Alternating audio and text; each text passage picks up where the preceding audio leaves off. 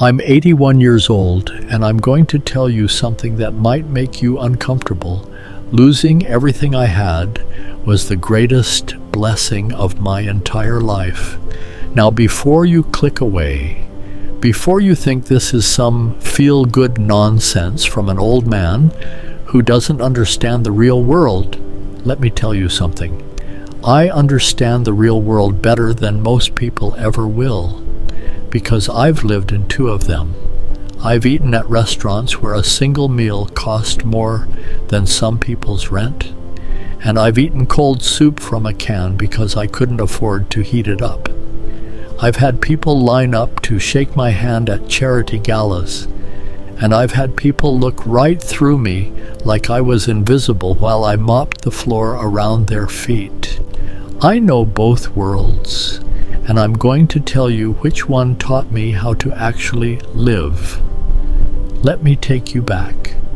By the time I was 45, I had everything you're supposed to want, everything they tell you to chase. A construction company I'd built from nothing. Started with one truck and a dream, grew it into a $60 million operation, 238 employees. My name on buildings across 3 states, a house so big my wife and I could go days without running into each other, 6 bedrooms for 2 people, a pool we used maybe twice a year, 3 cars in the garage, and I only drove one.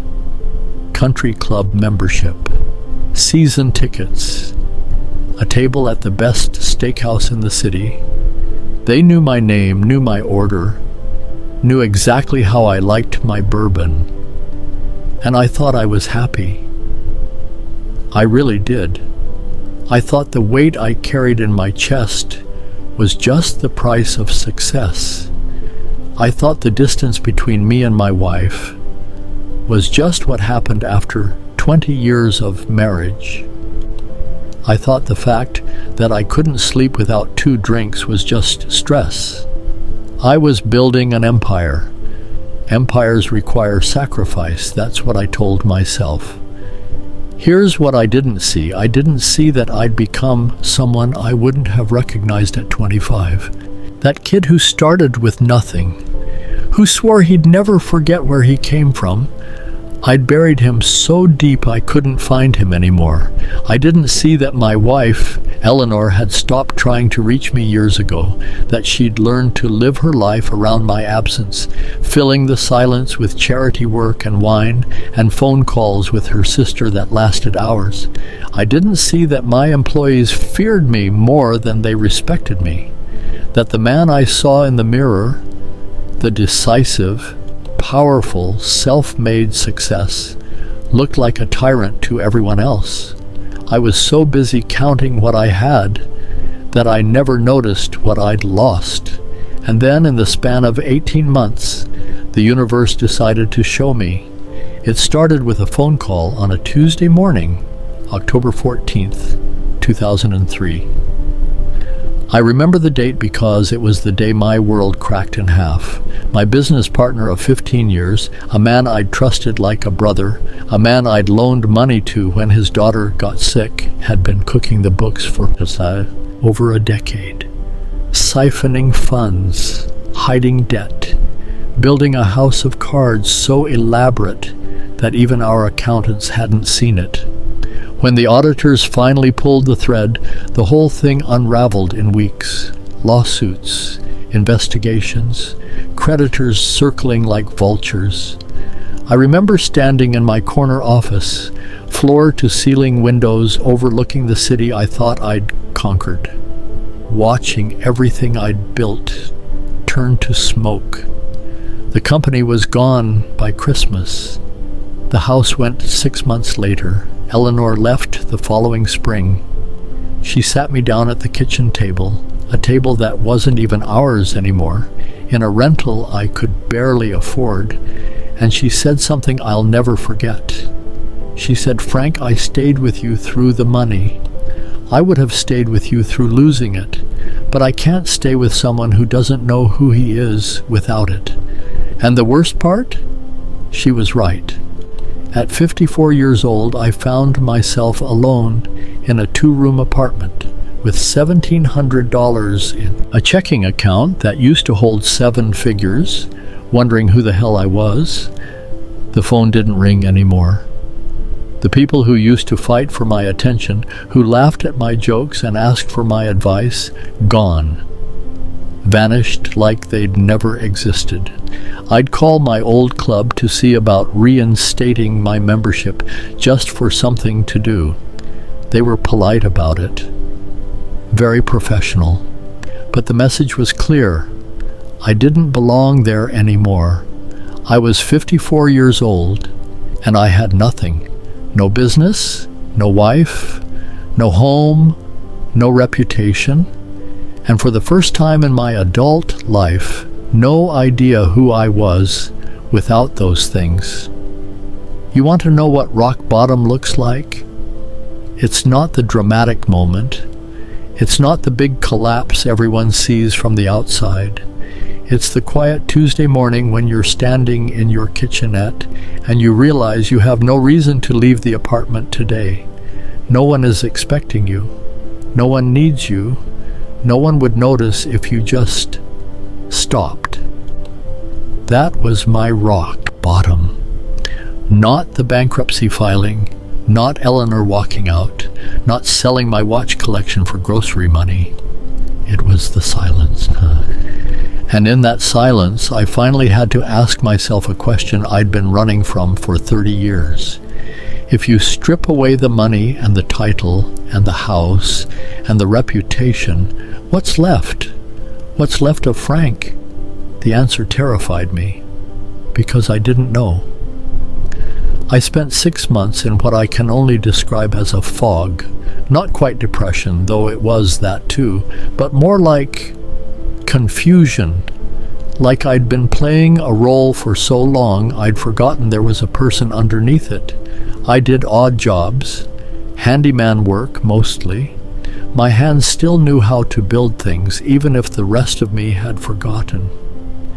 One day I'm fixing a leaky faucet for an elderly woman in my building, a sweet lady named Dolores, must have been 90, and she says to me, "You're good at this. You actually care about doing it right." And I just broke. Right there in her kitchen. This 60-year-old woman I barely knew, handing me a check for $40, and I'm crying like a baby. Because I couldn't remember the last time someone had said something kind to me, something real, not flattery because I could do something for them, not the fake warmth of people who wanted access to my money or my connections, just a genuine human being seeing me, the real me, the one who was good with his hands, the one who cared about doing things right. I'd been invisible for 6 months, and it took a 90-year-old woman with a leaky faucet to remind me I still existed. That's when things started to change. Not overnight, not dramatically, but slowly, like spring coming after a winter you weren't sure would ever end. I got a job as a janitor at a high school about 3 miles from my apartment. The night shift, 11 to 7, 5 days a week. Now let me tell you something about being a janitor. Nobody sees you. You're part of the furniture, the wallpaper. Kids walk past you like you're not there. Teachers barely nod. And at first, that burned. I won't pretend it didn't. There were nights I'd be mopping a hallway, and I'd catch my reflection in the trophy case, and I'd think, Gisa, this is what you've become. The man who built an empire is cleaning toilets. My pride was a wounded animal thrashing around inside me. But here's what happened when I stopped feeding it. It died. And when it died, something else grew in its place. I started noticing things. The way the building smelled different in each room, the chalk dust in the math wing, the faint chlorine from the pool near the gym, the particular quiet of a library after everyone's gone home.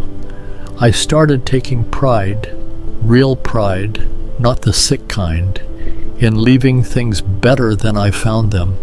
In a floor so clean you could see your face in it, in bathrooms that sparkled, in light bulbs replaced before anyone had to complain. I started knowing the other night staff. Maria, who'd been cleaning schools for 20 years and knew more about education than half the teachers. Darnell, who was working nights while finishing his nursing degree.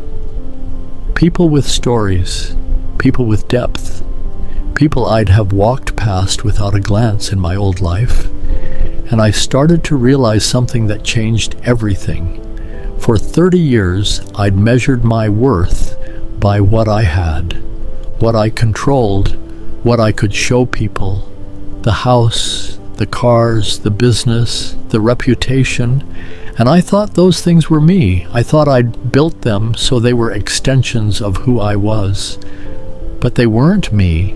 They were just things that happened around me, things I'd accumulated, things that could be taken away, and were.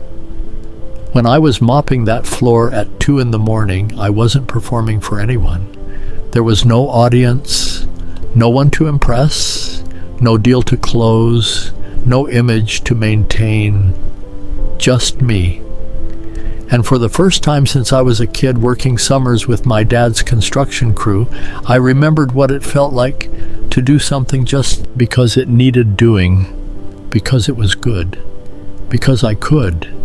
Not for money, not for status, not for some angle, just because.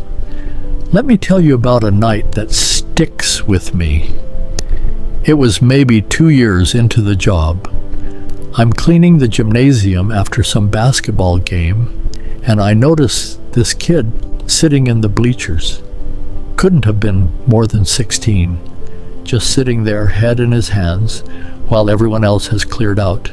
Now old Frank, rich Frank, would have walked past. Not my business.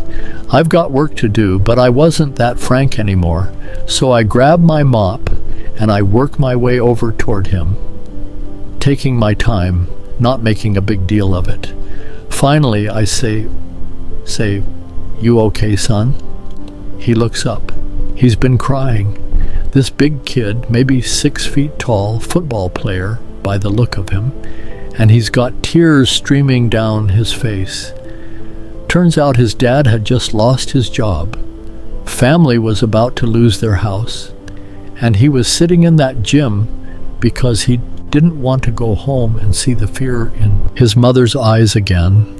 So I sat down next to him on those bleachers, and I told him something I'd never told anyone. I told him I used to be rich. I told him I lost everything. I told him about the apartment and the silence and the fog, and then I told him what I'd learned. I said, "Your dad is about to find out who he really is, and it's going to hurt like hell. But if he lets it, it's going to make him better, stronger, more real." I said, "The stuff doesn't matter. The house doesn't matter. What matters is that your dad gets up tomorrow and tries again. What matters is that your family sticks together. What matters is that you're sitting here worrying about them, because that means you love them, and love is the only thing that's ever mattered." That kid hugged me. This janitor he'd probably never noticed before, and we both cried a little. 2 years later, I got a card in my mail. No return address. It just said, "Mr. Frank, my dad got back on his feet. We're okay. Thank you for seeing me that night." I still have that card. Here's what I know now that I couldn't have understood before. Wealthy people, and I mean the kind of wealth that insulates you from normal life, they live in a bubble. I lived in that bubble. And inside that bubble, you start to believe some very dangerous lies. You believe that your worth comes from your net worth. You believe that people like you because of who you are, when really they like you because of what you can do for them. You believe that comfort is the same as happiness, that security is the same as peace, that having options is the same as having purpose. And here's the most dangerous lie of all. You believe you earned it. All of it. Every penny, that you're special, that you're better, that the people cleaning your office or serving your food just didn't work as hard as you did. I believed that lie for 30 years. And then I became the guy cleaning the office. And I was working harder than I ever had in the boardroom. The difference wasn't effort. The difference was luck, circumstance, 1,000 small advantages I'd never had to think about. When you're at the bottom, you see the system for what it is, and you see how much of what you thought was yours was really just borrowed, temporary, an illusion. You want to know what I learned about money? Money is a tool. That's all. A useful one, sure, but a tool. And like any tool, it's neutral. It doesn't make you good or bad. It doesn't make you happy or sad. It amplifies whatever you already are. If you're generous, money makes you more generous. If you're afraid, money makes you more afraid. If you're empty, money just buys you fancier ways to avoid looking at the emptiness. I was empty. And all that money did was build a fortress around my emptiness, so I never had to confront it. Losing everything forced me to sit with myself, to look at the emptiness, to ask what I actually wanted to fill it with. And the answer I finally found at 62, sitting in a small apartment with a library card and a second-hand coffee maker, was connection, meaning, usefulness, not stuff, never stuff. I want to talk directly to you now. Maybe you're chasing what I had. Maybe you're working 70 hours a week, telling yourself it's temporary, telling yourself you'll enjoy life once you've made it. I'm here to tell you that day doesn't come, because making it keeps moving. The goalpost shifts. You hit one number, and immediately you need a bigger number. You buy one house, and immediately you need a better house. You achieve one thing, and the satisfaction lasts about 15 minutes before the hunger comes back. That's not ambition. That's addiction. And like any addiction, it will take everything from you if you let it. Maybe you're on the other side. Maybe you've already lost something. A job, a relationship, your sense of who you are. Maybe you're in the fog right now. If you are, I want you to hear me. This is not the end. This is the beginning of the only part of your life that matters. The part where you find out who you really are. The part where you stop performing and start living. The part where you discover that the things you thought you needed were actually the things holding you back. I know it doesn't feel that way. I know it feels like drowning. I know the silence is deafening and the shame is suffocating, and you don't know how you're going to get through tomorrow, let alone the rest of your life. But you will. And on the other side of this, there's a freedom you can't imagine, a lightness, a clarity. On the other side of losing everything, you find out what can't be taken away. Here's what can't be taken away. Your ability to show up for another person, your willingness to do the next right thing, your capacity for kindness, your skills, the things you know how to do with your hands and your mind, your stories, your scars, the lessons you've paid for with your own blood. These things are yours. These things are you, and no bankruptcy, no betrayal, no bad luck can take them. I'm 81 now. I live in a small apartment, smaller than the one I landed in after the crash. 1 bedroom, a kitchen I can cross in 3 steps, a view of a parking lot. And I'm telling you from the bottom of my heart, I'm happier here than I ever was in that mansion. Not because I've given up, not because I've lowered my expectations, because I finally understand what matters. I have coffee every Tuesday with a group of guys from the local hardware store.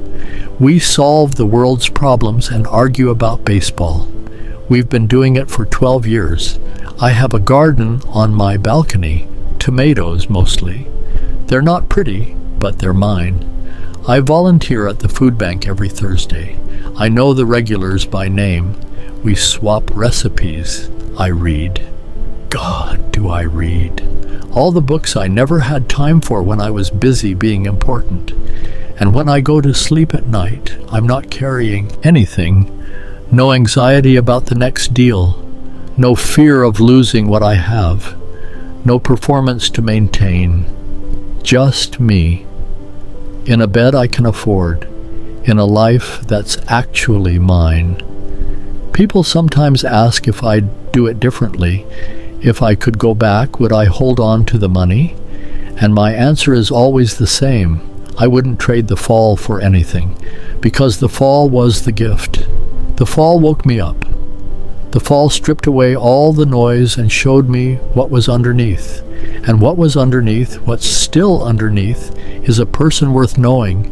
I just had to lose everything to find him. So here's my final thought for you. You don't have to wait for the fall.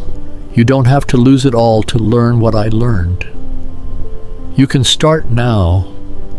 Start by putting down your phone and looking at the person across from you, actually seeing them. Start by doing something today that doesn't have a return on investment, something just because it's good. Start by asking yourself, if I lost everything tomorrow, who would I be? And then start being that person today, because that person, the one with nothing to prove and nothing to hide, that's the real you. Everything else is just costume. I'm 81 years old. I was a millionaire. I was a janitor. I was broken. I was rebuilt. And I'm telling you, with every year I have left, the best version of your life is waiting on the other side of everything you're afraid to let go of. Let go. Let go. Let go. If this reached you, share it with someone who needs to hear it. Someone chasing something that won't fill the hole. Someone in the fog. Someone who's forgotten who they are. And if you're not sure what to do next, do what I did that first morning after the silence. Just get up. Just do the next small thing. That's all any of us can do. And it turns out that's enough. It always has been.